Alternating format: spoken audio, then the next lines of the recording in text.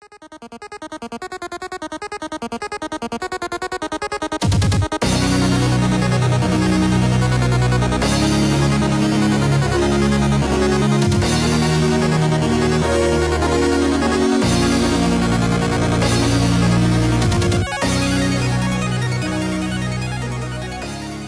everybody, and welcome back to another Kraken Packs video. I am your host, Mr. Bevers.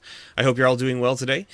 We got a little bit of a throwback here. We got Innistrad, the original Innistrad box. There are two cards from this set that people are super hyped about seeing in Modern Masters. That is Liliana of the Veil and Snapcaster Mage. So I figured, since there hasn't been a lot of hype or coverage of what's going to be in the new set, let's create a little bit of our own, right? Let's create a little bit of our own. Let's see whether we can pull ourselves a Liliana or a Snapcaster from this box and get a little bit of excitement going. It's only about, 2-3 weeks from now that the Modern Masters 2017 is being released, so we'll see how it goes. So without further ado, let's get right into things. Well, seal's broken. Can't go back now. This video will be a little bit different than my usual unboxing videos because we're going to do it in sections. I'm going to cut the video down into 3 videos.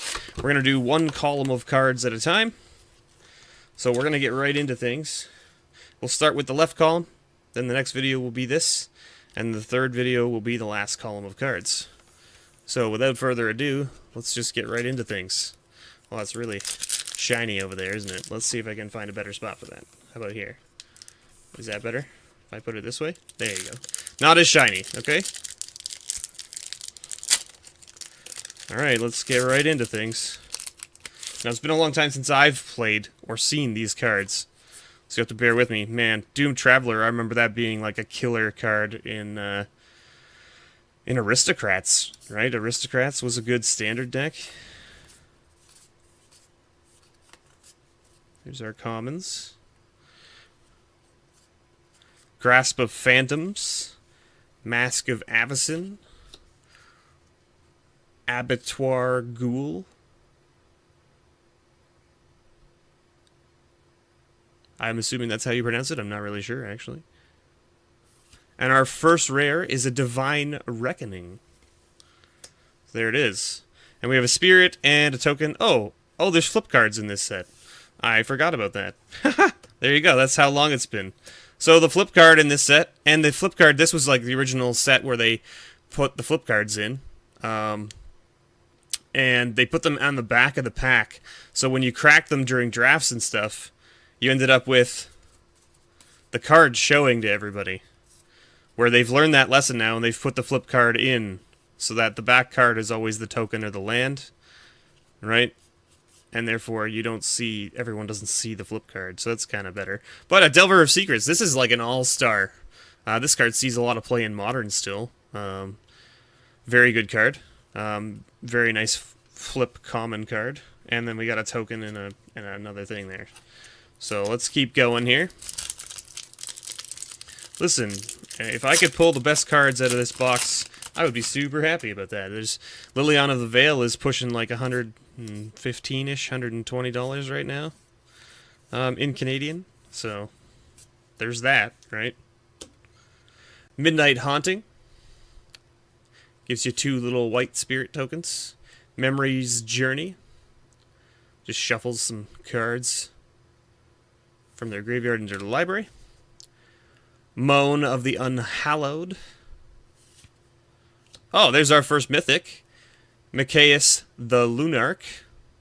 I played this guy in a couple of my decks. I had him in a cleric deck for a while, and then I moved him out into a deck that was more based around putting counters on things. Very good. I like him a lot. He can be utilized very well in the right deck. And our flip card is a Grizzled Outcasts. So a 4/4 for 5 that turns into a 7/7. So there you go.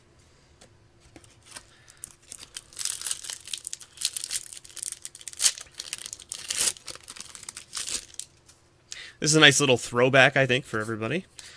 Tell me, like if you played during Innistrad, let me know what your favorite card was, right? I'm curious. If you didn't play during Innistrad, What do you wish that they would reprint from this that you could then play with later, right? Oh, sorry, I'm not even talking about the here. Oh man, okay, there we go. So we have a Trepanation Blade, a Slayer of the Wicked, and then a Full Moon's Rise. As we drop the card here on the floor, my goodness, just like losing my brain over here. And our next rare here is a Splinter Fright, a nice little interesting rare that uses the graveyard. I know one of my buddies has a deck that's built around this guy, making him super huge.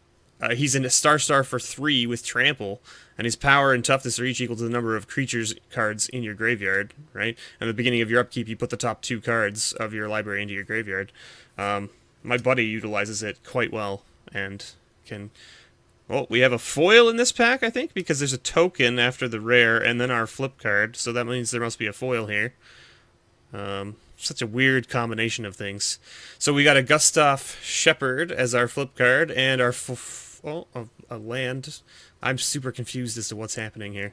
Okay, and then that guy turns into the Gustav Howler, or Gatstaff. Oof, man, learn to read, you know. And we got a foil. Yeah, okay, so foil at the back. Super weird that they put the land, like the flip card in between the token and the rare, and then they put a land in between the flip card and the foil. I don't know what they were doing back in the day with these flip cards. But we got a foil Skeletal Grimace. So put that guy over there.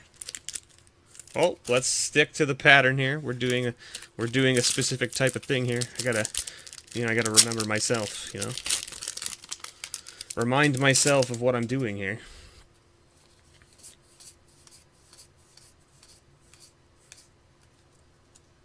Okay, we got a Lumberknot, a little 1/1 hexproofer for 2 green and a 2 generic. And whenever a creature dies, you put a 1/1 counter on it. One of my buddies has a deck that he calls Death Clock, that has these guys in there. And it's all about killing your own creatures or killing your opponent's creatures every turn so that you trigger Morbid and things like that. It's interesting. The next next uncommon is an Into the Maw of Hell. And then we have a Cellar Door. And our next rare is a Dearly Departed. Little 5/5 for 6 with flying. As long as Dearly Departed is in your graveyard, each human creature you control enters the battlefield with an additional 1/1 counter on it. Interesting. Be interesting to see that now. And we have another flip card here. A Hanweir Watchkeep. It was a 1/5 defender that flips into a 5/5 Bane of Hanweir.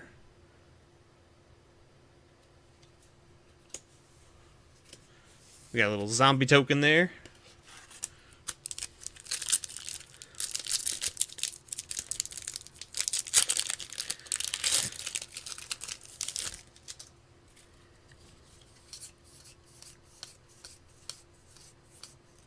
Okay, so no foil. So we had 9 commons, which means no foil. Boneyard Worm, another creature that gets bigger based on the number of creatures in your graveyard. Memory's Journey, we talked about. And then we got a Paraceline?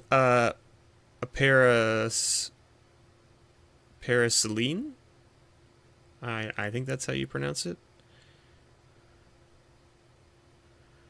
Paraceline? Again, my pronunciation is terrible and I apologize. But it's a 3 mana cost, 1 white, 2 generic. Destroy all enchantments. You gain 1 life for each enchantment destroyed this way. And our rare here is a Heretic's Punishment. So 5 cost enchantment for 1 red and 4 generic. And for 1 red and 3 generic, you can choose target creature or player, then put the top 3 cards of your library into your graveyard. Heretic's Punishment deals damage to that creature or player equal to the highest converted mana cost card among those cards. And our flip here is a Thraben Century. 2/2 Vigilance for 4, a white and 3 generic. Which turns into a 4/5 with trample, or a 5/4 with trample, I should say.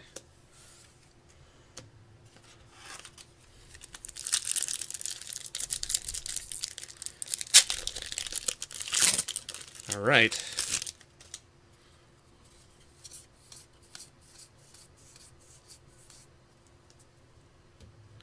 Dissipate. Nice little counter spell back from that set. You exile it instead of putting it in the graveyard. Since this set was heavy on graveyard cards, it was very good. Butcher's Cleaver, little equipment. And a more Krut Banshee. 4/4 for 5, 2 black and 3 generic. And it has Morbid. This is an ability I was talking about earlier. So Morbid is when something else has died, then you get to trigger Morbid, essentially. So it's like, you know, when Krut Banshee enters the battlefield, if a creature died this turn, target creature gets -4/-4 until end of turn. And our rare here is a Gutter Grime. There it is. Whenever a non-token creature you control dies, put a slime counter on Gutter Grime, then put a green ooze creature token onto the battlefield. My hand is like friggin' shaking like nobody's business for some reason. I don't know why. Anyway, this creature's power and toughness are each equal to the number of slime counters. And our flip here is a Villagers of Estwald. 2/3 for 3. Turns into a 4/6. There you go.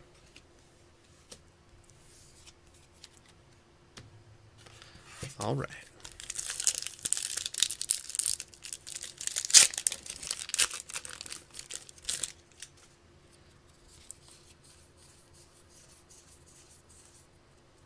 No foil in this pack either.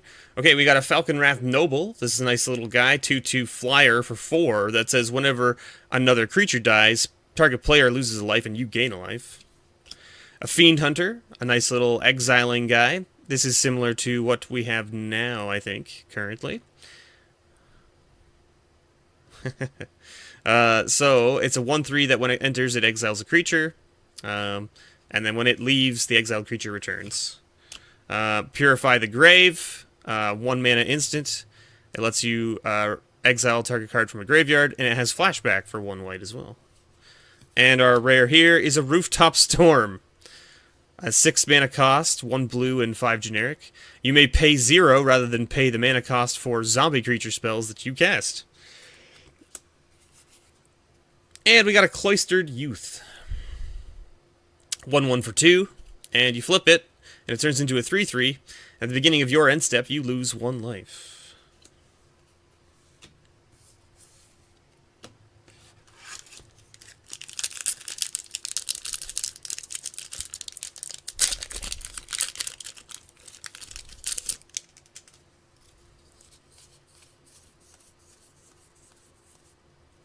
Okay, so 9, which means no foil. We got Burning Vengeance. Mausoleum Guard. Tribute to Hunger. And our rare here is a Witchbane Orb. So this is a 4 mana cost artifact that says when it enters the battlefield, destroy all curses attached to you. You have hexproof.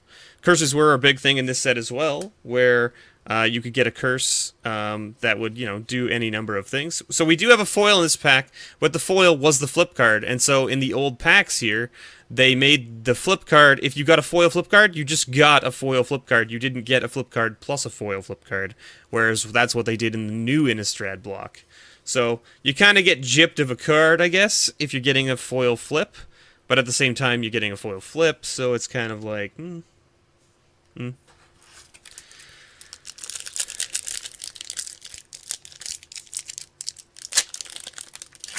I think they changed that in the new set because the foils aren't really supposed to take up the slots of the other cards, from what I remember. So here's this curse, for instance. Curse of the Bloody Tome. You enchant a player. At the beginning of the enchanted player's upkeep, that player puts the top 2 cards of his or her library into his or her graveyard. Things like that. There's curses that do different things. Our first uncommon here is a Curiosity, a little blue enchantment. A Lantern Spirit, Purify the Grave, and our rare here is Devil's Play. So for 1 red and X, Devil's Play deals X damage to target creature or player, flashback for 3 red and X. And our flip card is a Thraben Sentry again. We've seen that guy already. So there you go. Still no Snapcaster, still no Liliana. We're about a third of the way through the box.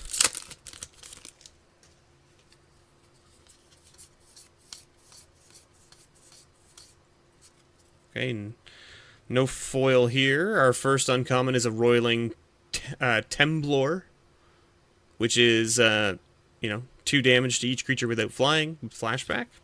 Another Dissipate. Another Morkrut Banshee.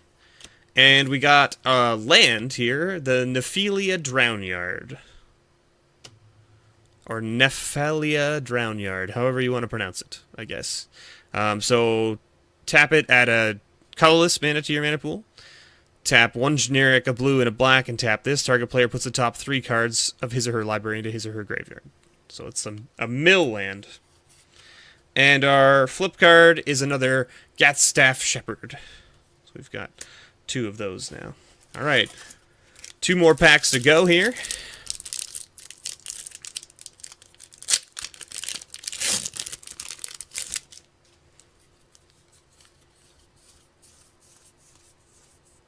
Okay, so we got 8 commons, which means we have a foil. So we'll check out the way the order is this time, because maybe it's different. Unburial Rites is our first uncommon. Roiling Temblor. Silver Inlaid Dagger. And we got a Cliff Top Retreat. One of the little, I guess it was, what is it? The Buddy Lands? I think that's what they called them from this set. So it's like, it comes into play tapped unless you control a mountain or plains, which is awesome with the Shock Lands, because the Shock Lands count as mountains and plains and like all the basic lands, essentially. So you could play these dual lands in with the Shock Lands and get, your double mana cards in to play untapped for having a Shock Land in play. Pretty nice. Alright, so then, so token and then flip card. So the flip card is a Village Ironsmith. So it's a 1/1 first strike for 2. And then when you flip him, he turns into a 3/1 with first strike. And our foil is a Thraben Purebloods. And the land was in between again, in between the foil and the flip card.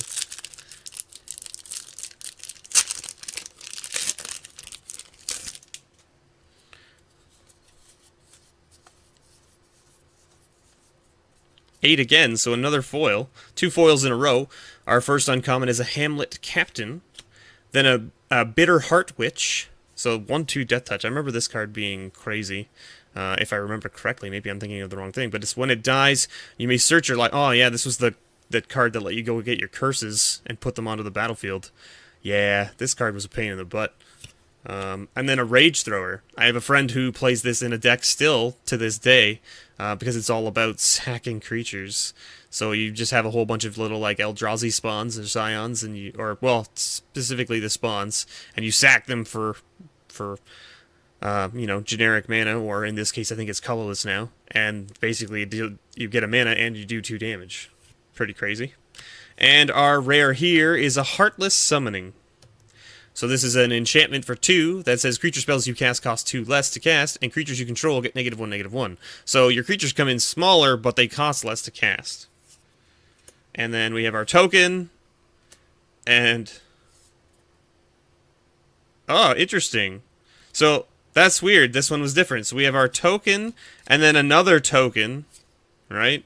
The token for the list, and then we have a Screeching Bat as our flip card here, which is a uncommon 2/2 flyer for 3, and then at the beginning of your upkeep you can pay 2 black and 2 to, if you do, you transform it, and that flips it to this, which is a Stalking Vampire 5/5. There you go, and then you can transform it back if you want. And our foil is a Nephilia Drownyard. So there you go. We got our foil rare out of our packs here.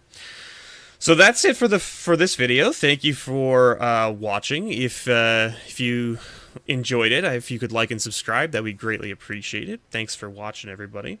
I'll take this minute just to sort of give a little bit of self-promotion. I have a Patreon if you want to go check it out. I'd be greatly appreciated as well.